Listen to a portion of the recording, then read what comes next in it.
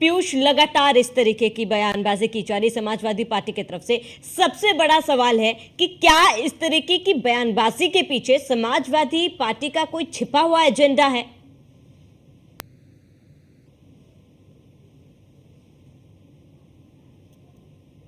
पीयूष, अब तक मेरी आवाज पहुंच पा रही है?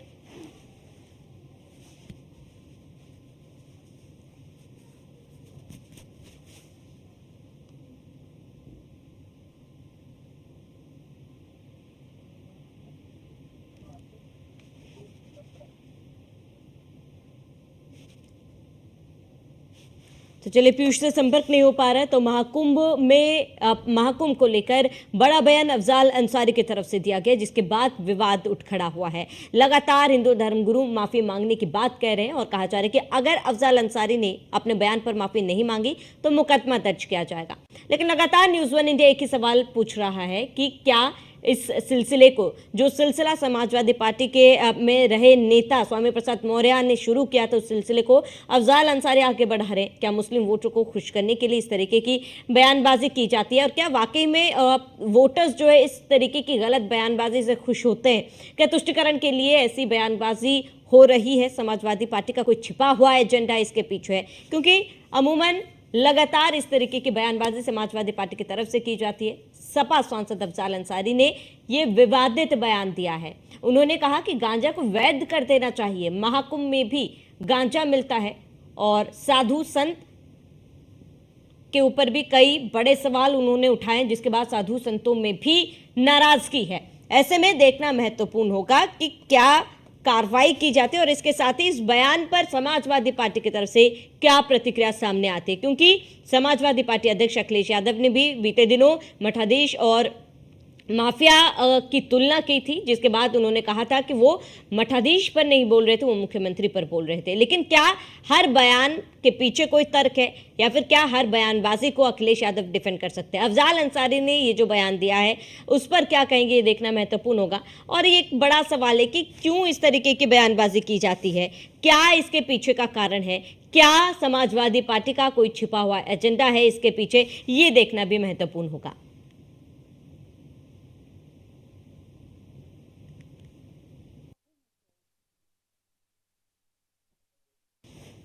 तो सनातन धर्म पर लगातार प्रहार किया जा रहा है समाजवादी पार्टी की तरफ से।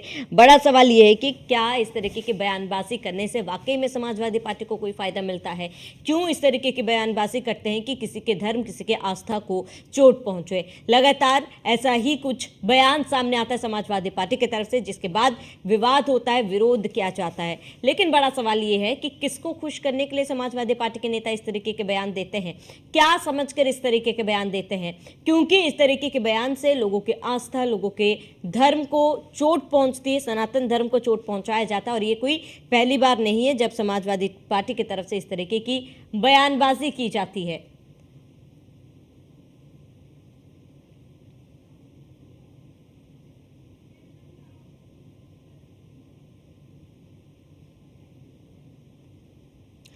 वही हमारे साथ आउटपुट एडिटर हेमंत जुड़ चुके हैं। हेमंत, इस तरीके की बयानबाजी को आप कैसे देख रहे हैं, क्योंकि ये पहली बार नहीं है जब इस तरीके के बयान समाजवादी पार्टी के कोई बड़े नेता दे रहे हो। क्या इसके पीछे कोई छिपा हुआ एजेंडा है समाजवादी पार्टी का, या फिर एक तबके को खुश करने के लिए समाजवादी पार्टी लगातार इस तरीके की बयानबाजी कर रही है?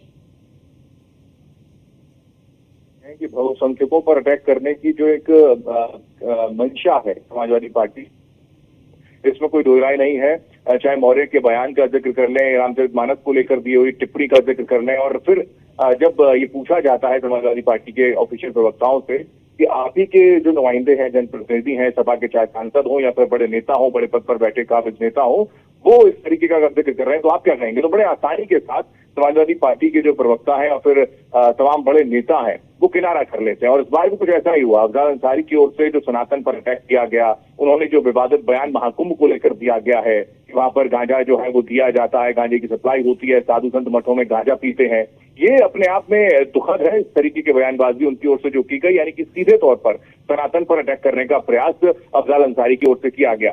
हालांकि ये एक कहीं ना कहीं पिछले कई दिनों से हम देखते आ रहे हैं कि सनातन एक बड़ा इजी सॉफ्ट टारगेट तमाम राजनीतिक दलों के लिए है। और यही वजह है कि राजनीतिक दल जो है, खासकर समाजवादी पार्टी के जो नेता हैं, वो सनातन पर बार बार अटैक करते नजर आते हैं। खुद उनके जो मुखिया हैं, आपने देखा होगा, अखिलेश यादव की ओर से भी दरअसल एक जिक्र किया गया था मठाधीश और माफियाओं के साथ उनकी तुलना ठीक है करती गई हेमंत, थी। आपका जुड़ने के लिए बहुत बहुत शुक्रिया। हमारे साथ अखाड़ा परिषद की महामंडली हिमांगी सखी जुड़ चुकी है। हिमांगी जी, न्यूज़ 1 इंडिया पर बहुत बहुत स्वागत है। हिमांगी जी, सपा नेता की तरफ से फिर एक बार इस तरीके का बयान सामने आया जहां पर सनातन धर्म को सीधे चोट पहुंच रही है।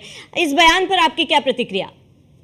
अरे यही प्रतिक्रिया है कि जिस तरह से समाजवादी पार्टी इस तरह की बात करती है, ये अति निंदनीय है। बार बार सनातन धर्म को टारगेट किया जाता है, सनातन धर्म को गिराने की कोशिश की जा रही है।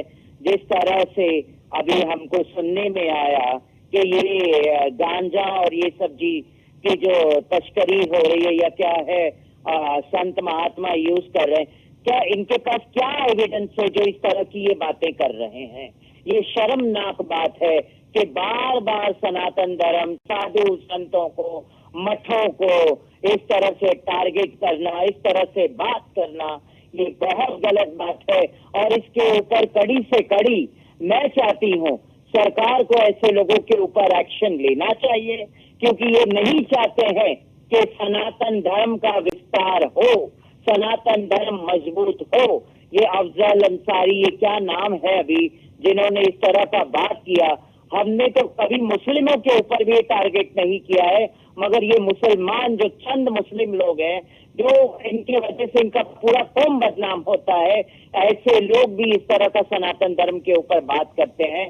तो मैं कहती हूँ समाजवादी पार्टी और वेल एजुकेटेड अखिलेश यादव जी को ये शोभा नहीं देता है इस तरह की बात करना, और सनातन धर्म और मठाधीश और इस तरह के बयानबाजियां करते हैं, इनको शर्मानी चाहिए। हम सनातन धर्मियों ने हमेशा सबको आशीर्वाद ही दिया है और सबके मंगल कामना की ही बात की है। हमने कभी किसी के मजहब धर्म के ऊपर टारगेट नहीं किया है, मगर ये लोग बार बार टारगेट करते हैं। अगर ये ऐसा ही चलता रहा तो हम सब भी सड़कों पे उतर के महा आंदोलन करेंगे इनके। बिल्कुल हिमांगी जी, आप, क्योंकि हिंदू धर्म गुरुओं का कहना है कि माफी मांगे अफजाल अंसारी, लेकिन क्या माफी मांगना ही काफी है? क्योंकि 4 दिन बाद फिर एक बार कोई आएगा सामने इस तरीके की बयानबाजी देगा। नहीं, ये बार बार ये माफी नहीं हो सकती है। माफी बहुत छोटा शब्द है, क्योंकि ये एक बार नहीं कई बार हो चुका है और ये बारंबार हो रहा है। और मैं इसके ऊपर कड़ी निंदा करती हूँ और मैं इसके ऊपर पुरजोर आवाज उठाऊंगी आने वाले टाइम। बिल्कुल। आप हिमांगी जी, आपको क्या लगता है कि क्या कदम उठाना चाहिए कि इस तरीके की बयानबाजी पर रोक लग सके, या फिर लोग इस तरीके से गलत बयानबाजी करने से पहले 10 बार सोचे? इनके ऊपर पहले तो महा आंदोलन होना चाहिए और इनके ऊपर सुप्रीम कोर्ट में केस दर्ज होना चाहिए और ऐसे लोगों के लिए कड़ी से कड़ी सजा का मांग करना चाहिए कि आप किसी के धर्म के ऊपर, सनातन धर्म बहुत पुरातन धर्म है, ये लोग भी सनातनी हैं, मगर ये लोग अपने आप को सनातनी मानते नहीं हैं। ये लोग सिर्फ वोट बैंक बनाने के चक्कर में इस तरह की बातें करते हैं और सनातन धर्म को बदनाम करने की कोशिश करते हैं। जिस तरह से अभी हम सुनते आ रहे हैं कि तिरुपति बालाजी के लड्डू की भी बात, प्रसाद की भी बातें आ रही है, उसमें भी मिलावटों की बात आ रही है। ये सब क्या है? सनातन धर्म को बदनाम करना चाहते हैं, मठ मंदिरों को बदनाम करना चाहते हैं, हम संतों को बदनाम करने की कोशिश की। ये एक प्रतिक्रिया इन लोगों ने चालू कर दी है कि किसी न किसी तरह से सनातन धर्म को खत्म करने की कोशिश लगे पड़े हैं ये लोग। ठीक है हिमांगी जी, आपका जुड़ने के लिए बहुत बहुत शुक्रिया।